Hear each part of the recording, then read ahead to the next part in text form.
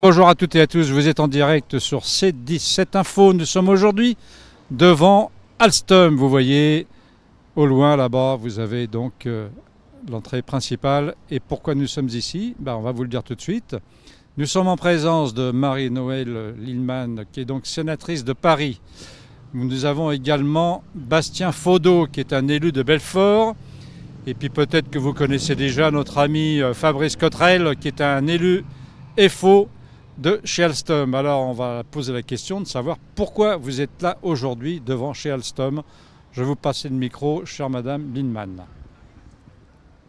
Écoutez, nous sommes là aujourd'hui pour deux raisons. La première, c'est que le parti que nous avons créé avec Bastien Faudeau, qui s'appelle la Gauche républicaine et socialiste, issue de l'aile gauche du PS et du mouvement républicain et social et citoyen des Amis qui étaient proches de Jean-Pierre Chevènement, dont Bastien Faudeau était le candidat à l'élection présidentielle et un des porte-parole. Nous faisons une université d'été à Rochefort, de rentrée à Rochefort, qui va rassembler très largement tout le panel de la gauche autour de l'idée d'un nouveau Front populaire. Mais on a voulu que on ne fasse pas de la politique hors sol. Nous défendons fortement l'industrie et le produire en France. Et nous défendons depuis des années la nécessité d'une politique ambitieuse pour la France. Nous sommes très préoccupés depuis longtemps par toute la filière ferroviaire et en particulier par le cas d'Alstom. Et donc, il nous a paru très important de venir rencontrer les syndicalistes et l'intersyndicale d'Alstom à Étré pour savoir quelles analyses ils faisaient de la situation, à la fois dans l'immédiat, mais comment ça se profilait pour le long terme.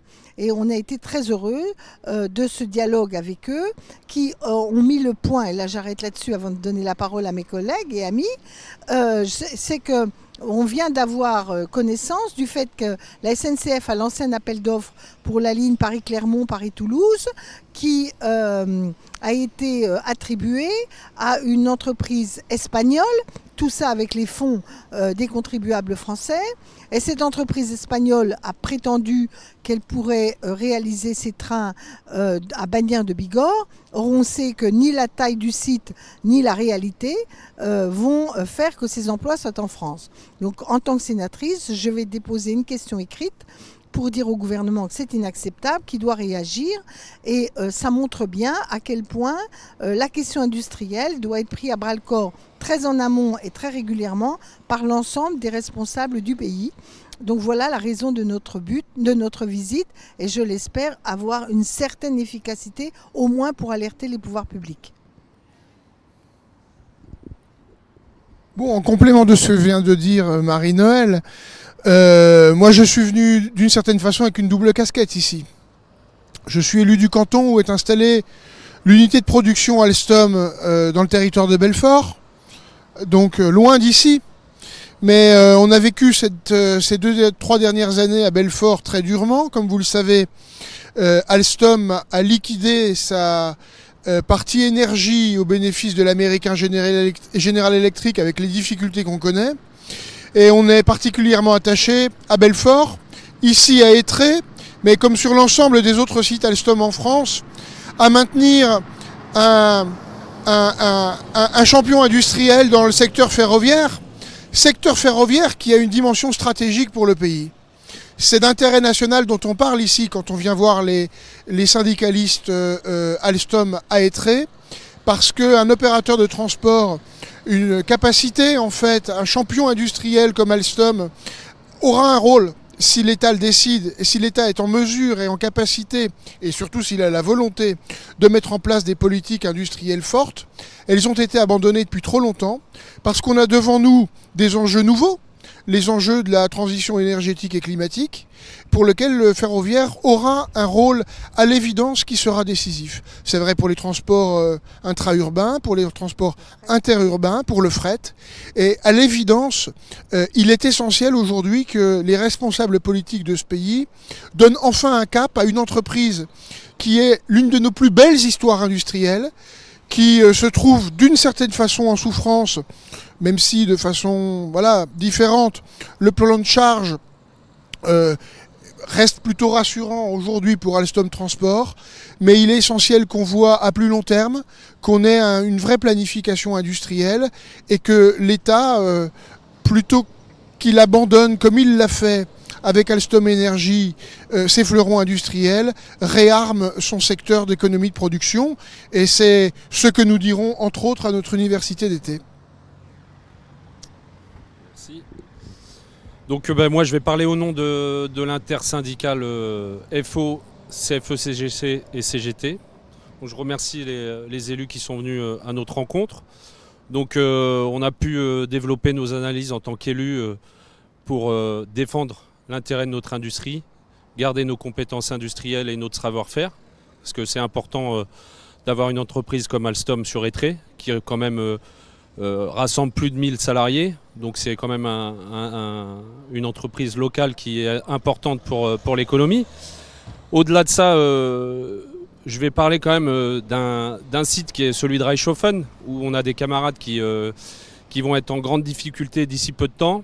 On a appris que le fameux appel d'offres des TET serait potentiellement attribué à CAF, même si aujourd'hui, normalement, il ne devrait pas y avoir de diffusion parce qu'on est quand même sous le sceau de la confidentialité. Donc aujourd'hui, nous, on appelle les politiques, donc je remercie Marie-Noëlle Lindemann et Bastien Faudot qui sont venus, mais on appelle plus largement les politiques de défendre l'industrie et notamment le site de Reichshofen parce qu'ils vont se retrouver vraiment en grande difficulté. Et ce serait catastrophique pour eux s'ils n'avaient pas cette commande de TET. Aujourd'hui, c'est quand même l'argent du citoyen qui est mis là-dedans. C'est les régions, l'État, la SNCF. Ce serait illogique pour nous que Reichshofen n'ait pas cette commande et que ce soit plutôt attribué à CAF. Donc voilà, au nom de l'intersyndicale CGT, et FO et CFE-CGC, on va continuer à défendre l'outil industriel, on va se battre, que ce soit pour Étré ou pour les autres sites en France. Marie-Noëlle Lindemann, on connaît votre attachement sur les valeurs fondamentales de la vie. Comment vous avez été accueilli sur le site de Alstom Étré ? D'abord, très bien accueilli par l'ensemble des organisations syndicales. J'avais souhaité pouvoir visiter éventuellement le site. La direction nous a proposé de le faire cet après-midi. Manque de chance, on était bloqués cet après-midi. Bon, je les remercie d'avoir accepté le principe. Je leur ai dit que ce serait partie remise parce que je pense pouvoir... Pardon, excusez-moi. Je pense pouvoir revenir à un moment ou à un autre, voir ce site et j'espère de le voir encore en progression. On a aussi appris beaucoup sur le statut des salariés. Parce qu'il y a défendre l'industrie, mais il y a aussi défendre ceux qui y travaillent. Alors, il y a d'abord des baisses d'effectifs et il y a beaucoup d'externalisation.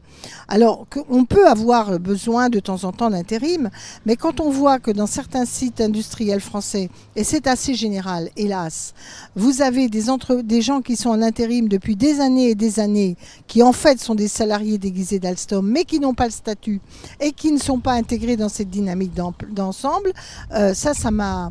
Je crois qu'il faut quand même dénoncer ces pratiques-là, parce que c'est pas avec ces méthodes qu'on va être hyper performant. Parce que on a besoin de personnel qualifié, de personnel qui se forme. Et j'ai interrogé sur comment on recrute les gens, est-ce qu'on forme des jeunes. Et on m'a indiqué que cette année, par exemple, Alstom n'avait pas formé d'apprentis pour les secteurs ouvriers. Et vous voyez, ça c'est typique de la crise dans laquelle se trouve l'industrie française. Comme on n'a pas une vision un peu long terme et qu'on laisse chacun à court terme défendre les choses, on précarise au cas où on ne sait pas comment ce sera demain et on se prive d'une stratégie de formation de haut niveau et par ailleurs de bonne rémunération du secteur ouvrier. La France a besoin d'ouvriers qualifiés, bien reconnus, bien défendus. De la même manière, j'ai vu que la logique qu'il y avait à Alstom, hélas, on la voit ailleurs, c'est de centraliser les prises de décision sur tous les domaines.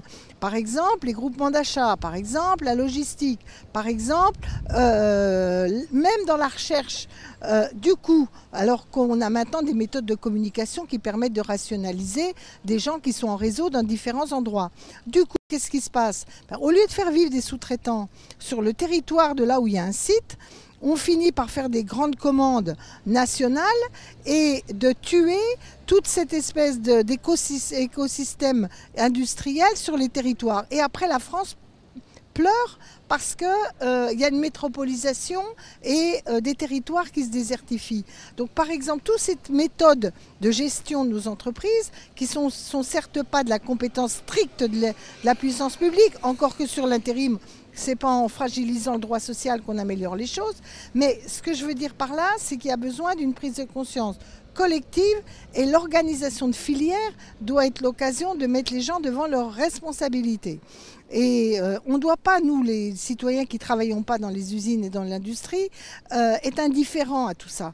Ça finit par être déterminant pour l'avenir de notre pays. Et c'est aussi ce message-là que nous, en tant que politiques, on doit être en situation de pouvoir faire passer auprès de nos concitoyens. Même question pour vous, Bastien. Écoutez, on a été très bien reçus. Je dois dire que, d'une façon générale, connaissant bien les syndicalistes d'Alstom à Belfort, naturellement, la rencontre des syndicalistes ici à Étré ne m'a pas beaucoup surprise. Voilà, on ne le dit pas suffisamment et pas assez souvent. Les syndicats, comme les organisations politiques, font parfois l'objet de critiques assez virulentes de la population française.